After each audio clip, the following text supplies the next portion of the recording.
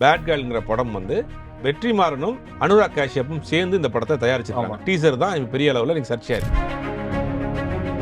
ஒரு டீனேஜ் பொண்ணு வழி தவறி சில தவறுகளை செய்யறா அப்படிங்கறத அந்த படத்தினுடைய டீசர் பாக்குறப்ப புரிஞ்சுக்கிற முடியுது. ஒரு 16 வயசு பையன் இந்த வேலையெல்லாம் செய்யறான் அப்படின்னா இந்த மாதிரி 1000 படம் வந்துருக்கு. ஒரு பையன் பாயிண்ட் ஆஃப் வியூல இந்த கதை சொன்னா பிரச்சனை இல்லை. ஒரு பொண்ணு பாயிண்ட் ஆஃப் வியூல இந்த கதை சொன்னா தான் சிக்கல். ஒரு பெண் எப்படி நீ தம் அடிக்கலாம், ஒரு பெண் எப்படி தண்ணி அடிக்கலாம், ஒரு பெண் எப்படி தன்னுடைய காதலை சொல்லலாம். ஒரு குறிப்பிட்ட சமூகத்தை நீங்க வந்து டார்கெட் பண்றீங்க, அந்த லாங்குவேஜில் அவங்க பாயிண்ட் ஆஃப் வியூல கதை சொல்றாங்க. அந்த டைரக்டர் அதுக்கு முன்னாடி விளக்கம் கொடுத்தாங்க. நான் அங்க இருந்தா வந்திருக்கேன், நான் அங்க இருந்தா கதை சொல்ல முடியும். பாம்பே ட்ரீம்ஸ்னு ஒரு படம், ஒரு 4 பசங்க ஒரு ட்ரூப் மாதிரி வச்சிருப்பாங்க. அந்த பசங்க வந்து மனம் போனபடி வாழ்வாங்க அப்படிங்கிற ஒரு படம். ரொம்ப உச்சபட்சமா இருக்கும். ஃபயர்னு ஒரு படம், லெஸ்பியன் பத்தின படம். இந்த மாதிரியான பேன் செய்யப்பட்ட படம். கவர்மெண்ட் பேன் செய்யப்பட்ட தமிழ்நாட்டில் இந்த படம் 100 நாளைக்கு மேல ஓடின படம். வெற்றிமாறனை பொறுத்த வரைக்கும் ஒரு சமூக அக்கறை உள்ள ஒரு இயக்குனர். வெற்றிமாறன் இது வரைக்கும் எந்த ஜாதியையோ உயர்த்தியோ தாழ்த்தியோ படம் பண்ணது. எங்கெல்லாம் பாதிக்கப்படுறானோ அடக்கி வைக்கப்படுறானோ அவனை பத்தின கதையா இருக்கும். வெற்றிமாறன் சொன்னாலே இங்க ஒரு கூட்டம் வந்து அவரை எதிர்த்து பேசுறதுக்கோ இல்லைன்னா அவர் அவதூறா பேசுறதுக்கோ இருக்காங்க. எல்லாரும் சமம், ஜாதி மதம் பேதம் பார்க்காதீங்க, இதெல்லாம் சொன்னா ஒரு ஆளுக்கு ஓரத்தெல்லாம் செய்யும். வெற்றிமாறன் காடு இருந்தா பிடிங்கிருவானுங்க, சொத்து இருந்தா எடுத்துக்கிடுவானுங்க, கல்வி ஒன்று தான் உன்னை உயர்த்தும், நீங்க வந்து வேலைக்கு போனா நீ வந்து தொழிலாளியா இருப்ப, அதனால பெட்டிக்கடை வச்சு சொல்லி பொழைச்சிக்கன்னு இங்க ஒரு குரூப் பேசிட்டு இருக்கு. மாலை முரசு வை பிரசன்ஸ் இந்த ஸ்பெஷல் எபிசோட்ல ஜேர்னலிஸ்ட் சுபேர் அவர்கள் தான் நம்ம கூட இருக்காரு. வணக்கம். வணக்கம். வெற்றிமாறன் அவரை பத்தி பேசணும்னு நினைக்கிறேன். அண்மையா வந்து பாத்தீங்கன்னா இந்த பாட்டில் ரதால பேசும்போது மிஸ்கின் அவர்களை தொடர்ந்து ஒரு சர்ச்சை எழுந்த அதே நேரத்தில் பார்த்தீங்கன்னா வெற்றிமாறன் குறித்துமே சர்ச்சைகள் வந்தது. ஏன் வந்து அவர் அமைதியாக இருந்தார், அவர் ஏன் வந்து அதை என்கேஜ் பண்ணார் அப்படின்னு. அதுக்கு அடுத்தே வெற்றிமாறனுக்கு வந்து அடுத்த ஹெக்டிக் என்ன அப்படின்னு பார்த்தீங்கன்னா இந்த பேர்ட் கேர்ள் அப்படிங்கிற ஒரு படம். அந்த படத்துக்கான ட்ரைலர் வந்தது, ஒரு ஈவெண்ட் நடந்தது, அதில் ஒரு ஸ்பீச் போச்சு. அதை தாண்டி வெற்றிமாறன் ஸ்பீச் கொடுத்தாரு. இந்த படம் வந்து ஒரு சமூகத்தை சார்ந்த படம் அல்லது இது வந்து இப்போ இருக்கக்கூடிய கலாச்சாரத்துக்கு தேவையில்லாத படம்னு ஒரு குரூப்பும், இதை வெற்றிமாறன் ஆதரிக்கிறாரு, அவர் எப்போதுமே ஒரு குறிப்பிட்ட மக்களுக்கு எதிரானவர்னு சொல்லிட்டு அவரை பாரஞ்சித்த மிஸ்கினெல்லாம் வந்து ஒரு கட்டத்துக்குள்ளே இப்போ உருவாக்குறாங்களா. இந்த ஒரு விஷயத்தை எப்படி பார்க்குறீங்க? இப்போ இல்லை, முதல்ல இந்த படம் கலாச்சார சீரழிவு படம் அப்படின்னா யார் கையிலையும் ஃபோன் இருக்கக்கூடாது. சரி, ஒரு 15-16 வயசு பையனோ பொண்ணோ கையில் வந்து நீங்கள் வந்து 24 ஹவர்ஸ் மொபைலை கையில் கொடுத்து ஹை ஸ்பீட் இன்டர்நெட்டோட கொடுத்துருங்க. அதுங்க பெரும்பாலும் இன்ஸ்டாவில் தான் இருக்குங்க. இன்ஸ்டாவில் நீங்கள் என்ன தேடினாலும் கிடைக்கக்கூடிய அளவுக்கு இன்றைக்கி இருக்குங்க. அதெல்லாம் கலாச்சார சீரழிவு கிடையாது. இப்போ இந்த படம் பேட் கேர்ள்ங்கிற படம் வந்து ஒரு பெண் இயக்குனர் இந்த படத்தை இயக்கியிருக்கிறாங்க. வெற்றிமாறனும் அனுராக் காஷ்யப்பும் சேர்ந்து இந்த படத்தை தயாரிச்சிருக்காங்க. முழுக்க புதுமுகங்களை வச்சு தயாரிக்கிறாங்க. அந்த படத்தினுடைய ஒரு டீசர் தான் பெரிய அளவில் எனக்கு சர்ச்சையாக இருக்கு. ஒரு டீனேஜ் பொண்ணு வழி தவறி சில தவறுகளை செய்கிறா அப்படிங்கிறத அந்த படத்தினுடைய டீசர் பார்க்குறப்ப புரிஞ்சுக்கிற முடியுது. அப்போ அந்த பொண்ணு வழி தவறி சில தவறுகள் செய்கிறப்ப அதுக்கு ஒரு ரிசல்ட் இருக்கும்ல, சரியா தப்பாங்கிற ஒரு ரிசல்ட் இருக்கும்ல. அந்த ரிசல்ட்டை நம்ம பார்க்காம அந்த படத்தை எப்படி நம்ம கெஸ் பண்ண முடியும்? இப்போ இதே படத்தை ஒரு 16 வயசு பையன் இந்த வேலையெல்லாம் செய்கிறான் அப்படின்னா இது மாதிரி 1000 படம் வந்திருக்கு. ஆமாம், தமிழ் 1000 படம் வந்து 20 வருஷத்துக்கு முன்னாடியே பாய்ஸ்னு ஒரு படம், ஸ்கூல் பசங்க என்னென்ன பண்ணுவாங்கிற இதெல்லாம் வந்திருக்கு. அப்போ ஒரு பையன் பாயிண்ட் ஆஃப் வியூல இந்த கதை சொன்னால் பிரச்சனை இல்லை. ஒரு பொண்ணு பாயிண்ட் ஆஃப் வியூல இந்த கதை சொன்னால் தான் சிக்கல். இன்றைக்கி ஆண் பெண் சமம் அப்படிங்கிற விஷயங்கள்லாம் பேசிக்கிட்டு இருந்தாலும் கூட ஒரு பெண் எப்படி நீ தம் அடிக்கலாம், ஒரு பெண் எப்படி தண்ணி அடிக்கலாம், ஒரு பெண் எப்படி தன்னுடைய காதலை சொல்லலாம். அப்போ எல்லாருக்கும் எல்லா உணர்வுகள் இருக்க தான் செய்யுது. ஆண் பெண்ணுங்கிற ஒரு இது என்ன இருக்குது கண்டிப்பாக. அப்போ ஒரு பெண் பாயிண்ட் ஆஃப் வியூல ஒரு டீனேஜில் அந்த ஒரு பெண் தன் மனசுக்கு தோன்றதெல்லாம் ஒரு ஆணோ பெண்ணோ செய்யக்கூடிய மனநிலையில் தான் இருப்பாங்க. அட்வைஸ் பண்ணால் பிடிக்காது.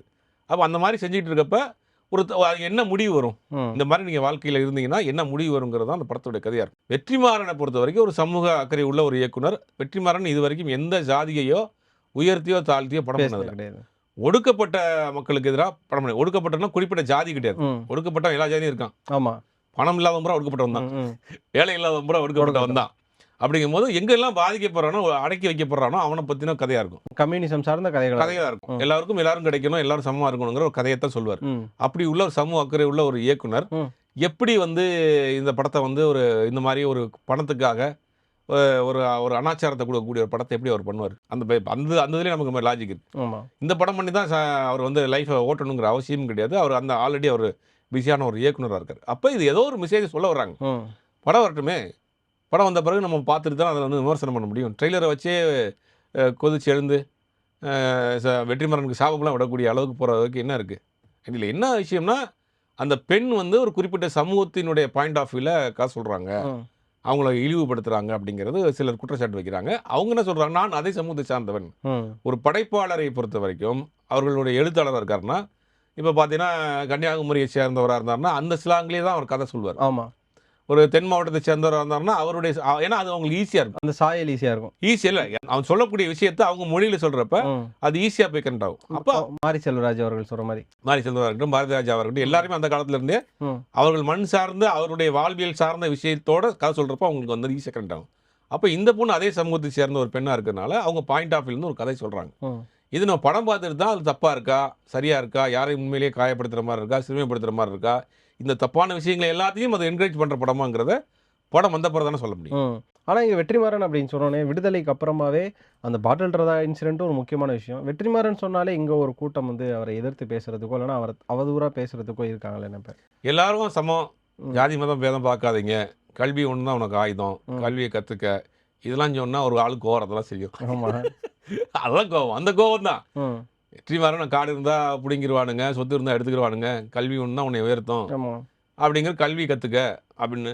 நீங்கள் வந்து வேலைக்கு போனால் நீங்கள் வந்து தொழிலாளியாக இருப்ப, அதனால் பெட்டிக்கடை வச்சு சொல்லி பொழைச்சிக்கன்னு இங்கே ஒரு குரூப் பேசிக்கிட்டு இருக்கு. ஆமாம், நீ முதலாளியார், பெட்டிக்கடையில் முதலாளியார், நீ வந்து எம்என்சி கம்பெனியில் வந்து சிஓவாக இருக்காத, அங்கே வந்து லேபரு, இங்கே வந்து நீ ஓனரு அப்படின்னு ஒரு பிரெயின் வாஷ் பண்ணக்கூடிய ஒரு கூட்டம் இங்கே பண்ணிட்டு, அந்த கூட்டத்துக்கு கோவம் வரத்தானே செய்யும். கல்வி தாண்டா உனக்கு ஆயுதம். இன்றைக்கி இந்தியாவில் இந்த உலகத்தில் இருக்கக்கூடிய டாப் 10 கம்பெனிஸில் எல்லாமே தமிழ்நாட்டை சேர்ந்து தான் பெரிய பெரிய போஸ்டிங்கில் உட்காந்துருக்காங்க. அதுக்கு நமக்கு அடிப்படைனா கல்வி தான். அப்போ அந்த கல்வி தான் உனக்கு ஆயுதம்னு சொல்கிறார், ஒரு படத்தில் வசனத்தை வைக்கிறாரு. அப்போ அது ஒரு எதிரான ஒரு கூட்டம் வந்து நாங்கள் மட்டும்தான் படிப்போம், எங்களுக்கு மட்டும்தான் அறிவு இருக்குது, எங்களுக்கு மட்டும்தான் வலிமையானவங்க, நாங்கள் எனக்கு உப்பனு சுப்பனும் என்னென்ன படிச்சு என் பக்கத்தில் வந்து எங்கள் கால் மேலே கால் போட்டு உட்காந்தா அவனுக்கு கோவரத்தானே செய்யும். அந்த முகமூடியை போட்டு பேசிகிட்டு இருக்காங்க. அதுக்கு எதிரான சித்தார்த்தத்தை வெற்றிமாறன் பேசுகிறாரு. வெற்றிமாறன் பேசுகிறப்ப அவங்களுக்கு கோவரத்தானே செய்யும். அது இயற்கை தானே. அது பெண்கள் சார்ந்த படம் நிறைய வந்தது. இப்போ அண்மையில் கூட அருவி அப்படிங்கிற ஒரு படம் வந்தது பல வருஷத்துக்கு முன்னாடி. இப்போ வரையுமே பார்த்தீங்கன்னா நம்ம ஒரு உமன் ஜென்ரிக்கல் படம் அப்படின்னு சொன்னாலே அருவியை சொல்லிவிடும். ஆனால் அருவி வர்றப்போ கூட இவ்வளோ எதிர்ப்பு இல்லை. எவ்வளோதுக்கும் அந்த படமே ஒரு கட்டத்துக்கு அப்புறமா ஒரு ஆஃப் வரையும் அது நெகட்டிவ்ல தான் போகும். அதுக்கப்புறம் தான் அதுக்கான விஷயம் பாசிட்டிவாக வந்து முடியும். ஆனால் அதுக்கே அவ்வளோ ஒரு டாக் வரலையே. இதில் அந்த சொன்ன பாஷை தான் பிரச்சனையே. குறிப்பிட்ட அந்த பாஷையில் ஏன் சொல்கிற, நீ இதே இது வட சென்னையில் ஒரு பொண்ணு இந்த மாதிரி பேப்பர் பொறுக்கிற பொண்ணு தண்ணி அடிக்கிறா, இந்த மாதிரி போனால் யாரும் எதிர்ப்பு தெரிவிச்சிருக்க மாட்டாங்க.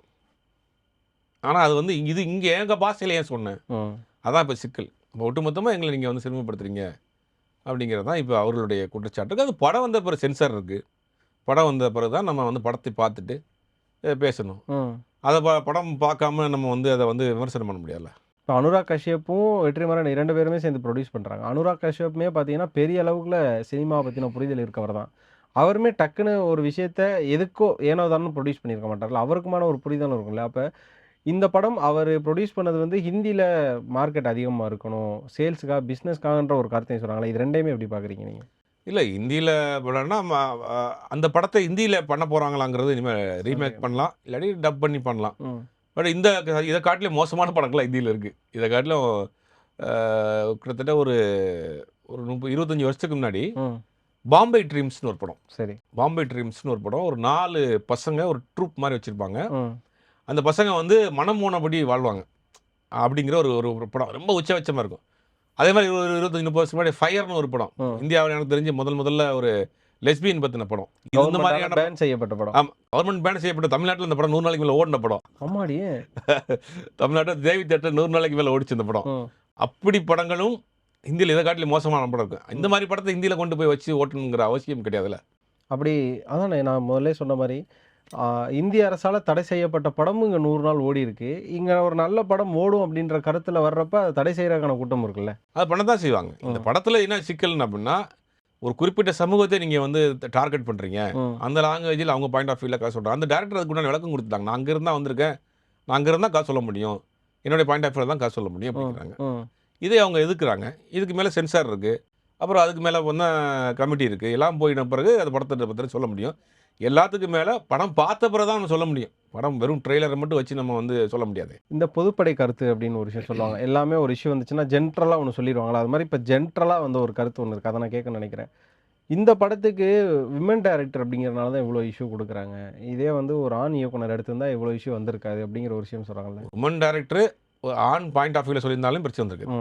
உமன் டைரக்டர் ஒரு உமன் பாயிண்ட் ஆஃப் வியூவில் சொல்கிறது தான் சிக்கல். அது குறிப்பிட்ட சமூகத்தின் பாஷையில் சொல்கிறது தான் பிரச்சனை. அதெல்லாம் தெரிஞ்ச விஷயம் தானே, இதில் மறைக்கிறதுக்கு ஒன்றும் கிடையாது. ரொம்ப நன்றி. நன்றி.